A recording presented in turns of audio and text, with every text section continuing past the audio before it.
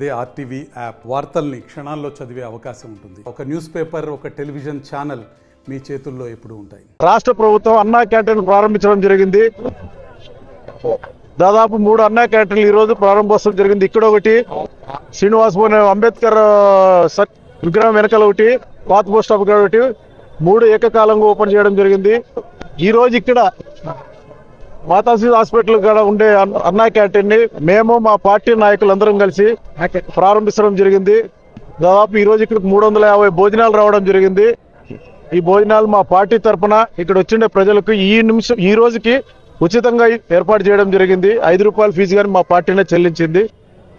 ఈ బహుత్తరమైన కార్యక్రమాన్ని చేపట్టిన మా ముఖ్యమంత్రి నారా చంద్రబాబు నాయుడు గారికి ప్రత్యేకంగా రాదోని నియోజకవర్గ ప్రజల తరఫున, రాష్ట్ర ప్రజల తరఫున ప్రత్యేకంగా ధన్యవాదాలు తెలుపుతూ ఈ కార్యక్రమాన్ని దేశవ్యాప్తంగా మా కూటమి ప్రభుత్వంలో ఉన్నాం కాబట్టి ప్రీతమ ప్రధానమంత్రి నరేంద్ర మోడీ గారికి ఇది మా విజ్ఞప్తి అనుకోవచ్చు, లేదా మా విన్నపం అనుకోవచ్చు. దేశవ్యాప్తంగా అమలు చేస్తే చాలా మంది, అట్లీస్ట్ 25% పేద ప్రజలకి 3 పూట్ల అన్నం పెట్టిన కార్యక్రమం ఉంటుంది. ఆల్మోస్ట్ రాష్ట్రంలోన వివిధ రాష్ట్రాల్లో ఈ పథకం ఉంది. దేశవ్యాప్తంగా సెంట్రల్ గవర్నమెంట్ ఈ పథకాన్ని టేకప్ చేస్తే పేద ప్రజలకి ఎన్ని సంక్షేమ పథకాలు ఇచ్చినా ఒకటే, ఒక ముద్ద అన్నం పెట్టడం ఒకటే. ఈ కార్యక్రమాన్ని దయచేసి మా ముఖ్యమంత్రి గారికి అని చెప్తున్నాం, ప్రధానమంత్రి గారితో చర్చించి దేశవ్యాప్తంగా చేస్తే మా ముఖ్యమంత్రి గారికి చాలా పేరు ఉంటుంది, మా ప్రధానమంత్రి గారికి కానీ చాలా మంచి పేరు ఉంటుందని మేము అనుకుంటున్నాం.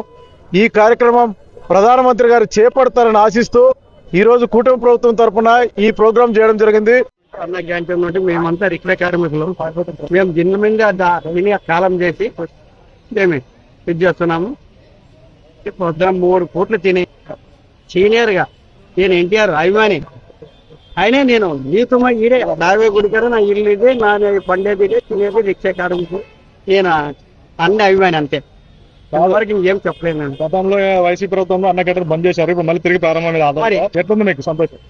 సంతోషం ఉంది. మేము అన్న క్యాంటీన్ కోసం ధర్నాలు కానీ చేసినాం. ఈ క్యాంటీన్ కోసం 2019లో నుండి 2021 వరకు ధర్నాలు చేసినాం. అక్కడ మా పిచ్చి కాడ కానీ కర్నూలు వరకు కానీ పోయి ధర్నాలు ఈ క్యాంటీన్ కోసం. ఈరోజు నిజంగా చాలా సంతోషించదగ్గ విషయము ఏమంటే, ఆదోన్లో మన పేద ప్రజల కోసం అన్న క్యాంటీను 3 అన్న క్యాంటీన్లు ప్రారంభించడం జరిగింది. గత తెలుగుదేశం ప్రభుత్వంలో అన్న క్యాంటీన్ ఇదే స్థలంలో, ఇదే ఆదోన్లో 3 అన్న క్యాంటీన్లు ప్రారంభించారు, అప్పుడు మీనాక్షి నాయుడు అన్న ఆధ్వర్యంలో. కానీ ఈ జగన్ ప్రభుత్వం, వైసీపీ ప్రభుత్వం వస్తూ రాగానే పేద ప్రజలకి నాణ్యమైన భోజనము అందించరాదు, పేద ప్రజలు మేము వేసే భిక్ష మీద ఆధారపడాలి అనే ఉద్దేశంతో ఆ కక్షతో ఈ అన్న క్యాంటీన్ అనేది వస్తూనే తీయడం జరిగింది.